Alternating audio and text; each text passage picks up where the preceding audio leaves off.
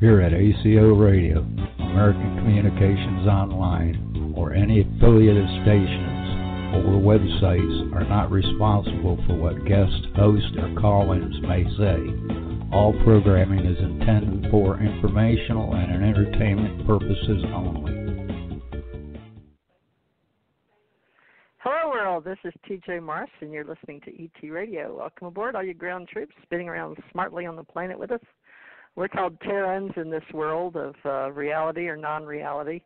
And I've got Thomas R. Becker with me today. He's our general manager of our TJ Morris ET Radio with our company, American Communications Online. And we're going to share the ACO Club today and what we're trying to do with all those that are into esoterics and metaphysics and cosmology. And we're doing our best to bring authors and artists and graphic designers and scientists and cosmologists and ufologists and alienologists all together in a funky way, I guess. But, you know, we have so many friends out there that have time to share and grow that we've decided to keep building a community we've had for about 7 years.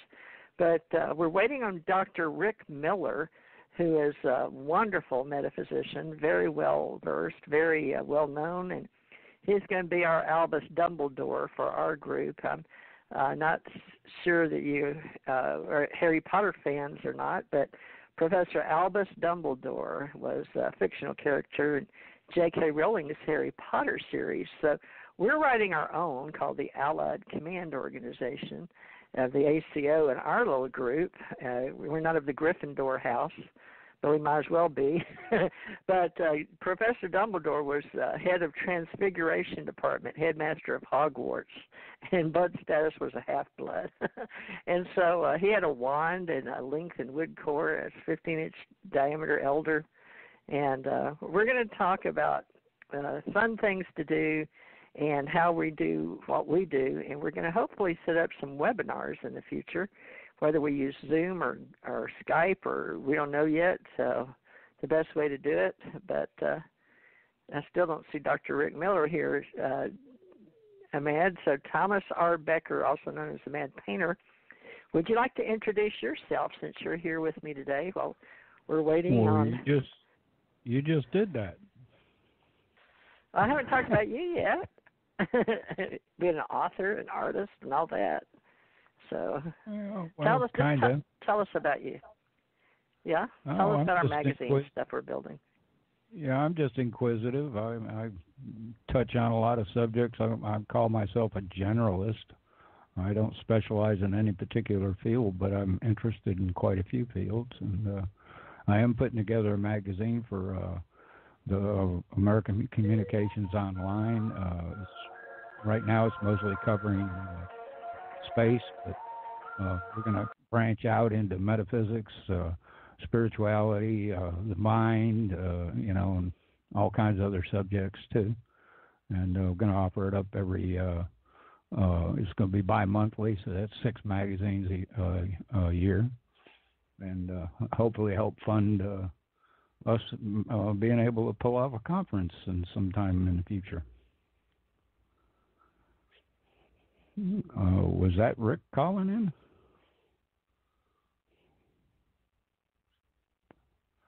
I guess she's on the phone. But I think it'd be interesting. I also do radio shows myself at another station. And I'm a general manager over there, too, at revolution.radio. I do have books out there on Amazon under a Mad Painter. They're not all that great. They're self-published, but it gives us a few ideas. And I am an artist. I especially like graphic arts. And the magazine is going to be full of graphic arts, too, that I've created. If you join us as a member, you can submit articles and artwork, and we'll consider putting them in the magazine, and might get a little notoriety out of it. Are you back yet, TJ? Notoriety? Yeah, there you go. I'm back. I've tried. He called in and he said they wanted a PIN number. I'm like, no, the guest called in 347-945-7207. I don't know why they'd be wanting to ask him for a PIN number. So he said, "Well, call me." Yeah, it doesn't make sense. So he must have punched the wrong numbers, but I don't understand why. But that's okay. I'm trying to call him now. Let's see if this will let me on the. Yeah, I like Dr. Ram. I've had him on my shows a couple of times. Great. It says call failed. Well, let me call him and see if I can get him to get on his Skype. Let me tell him, for some reason, they're not letting him on. It says dialing. Well, hold on. You can pass me his number in Skype, and I can call him. Hey, Rick, we can't get you on. Hold on just a minute. Can you get on Skype, Dr. Miller? Yes, I can. It's on another computer, but I can get on it immediately. Well, okay, what we're going to do is have a Mad call you, our producer. Okay. They wanted a PIN number, and I went through all of your email looking for one. I couldn't find it. Well, I don't know what button you pushed, but if that should have just given you direct into it. I'll be right there on Skype, okay? All right, we're going to try that because my studio won't let me call you. It says call failed to your phone number. No problem. I'm trying to go over, and you call me on Skype. I've got a blue ball and a really good receiver phone. That's better than this phone here is closed caption. Okay, I'm going over to Skype now, waiting for his call. Okay, wonderful. We appreciate it.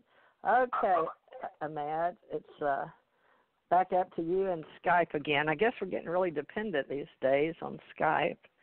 But, Ahmad, I sent you his phone number right there if you can see it.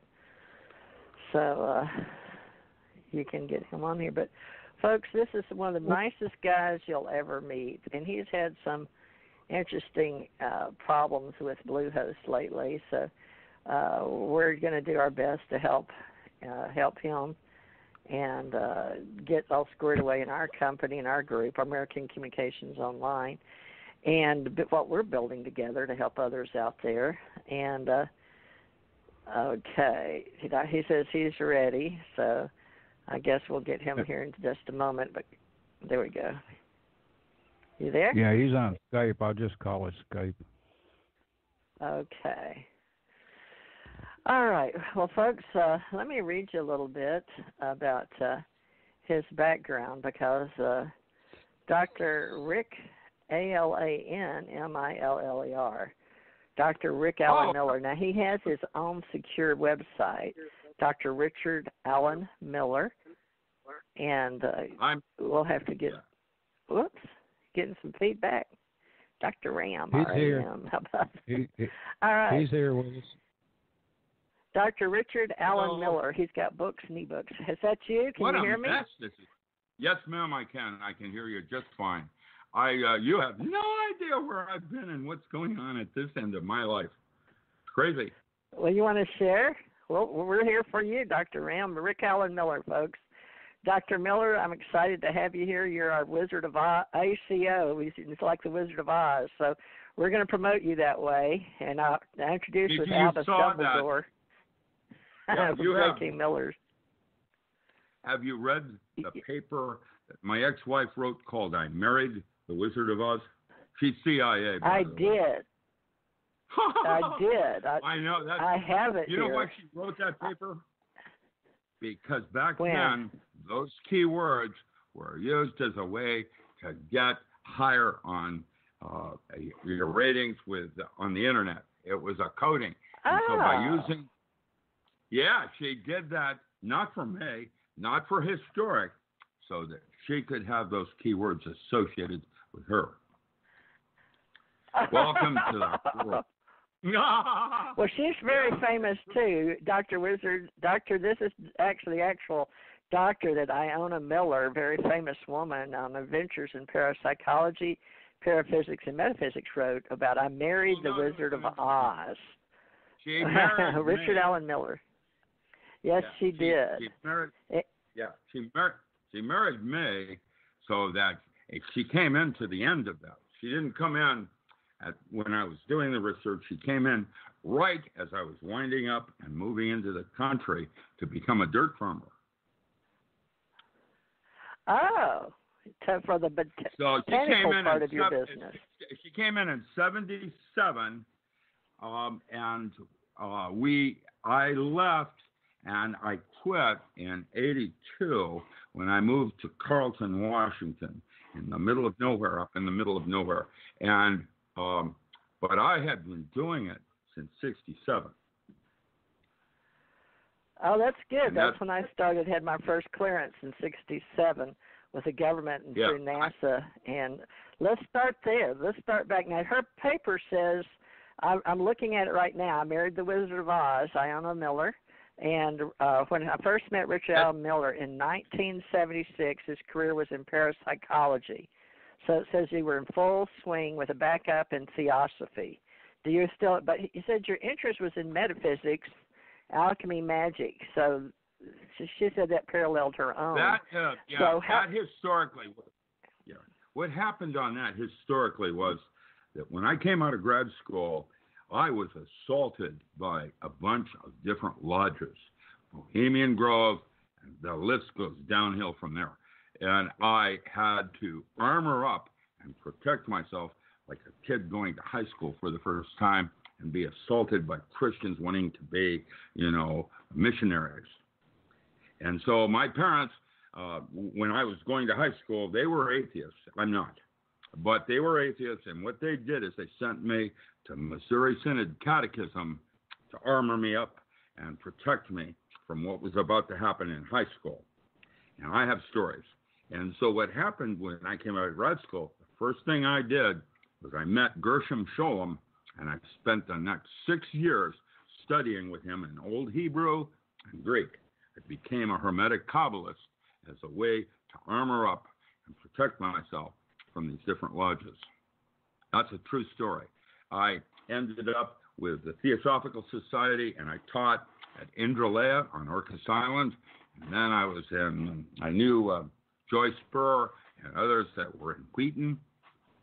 Theosophical Society was where I cut my teeth. I then went with BOTA, Builders of the Adetum, and then OTO with Phyllis Seckler, Mildred Burlingame, and Helen Parsons Smith. Grady was caliph at the time. I started writing for Green Egg in 1970 when Tim and Morning Glory were starting up the Church of All Worlds. Well, right about that time, then you got into Beltane occult books. What's that? Say again. You got into, you have such a wonderful background, especially to do what I've asked you to do with us today for our club, for our authors and metaphysicians. But you also had your own. You're an entrepreneur, and I see the name Boeing here, but also Emerald City, Beltane Occult Books, and Herb Garden Company. So you blended all your. I did the bookstore to give me access to the types of books that I needed to do the paranormal studies. At that time, there were very few libraries that carried those kinds of things. The Seattle Public Library had vaults that I had a friend that was a guard there, and he let me into the vaults down below. And I found, for example, Crowley's Stella of Revealing is held in the Seattle Public Library.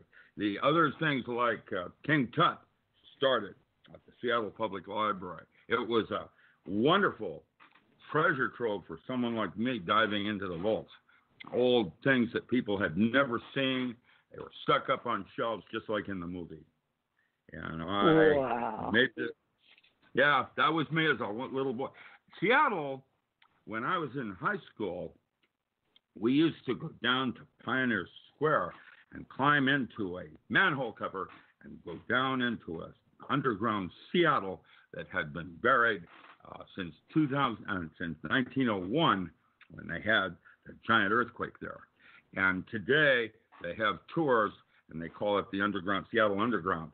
That was the title of one of the radio programs I did, was called Seattle Underground. I started at KTAC in Tacoma, moved down to KMPX out of San Francisco. That was the first underground radio show where we could play, Iron Butterfly and Inagata de Vida.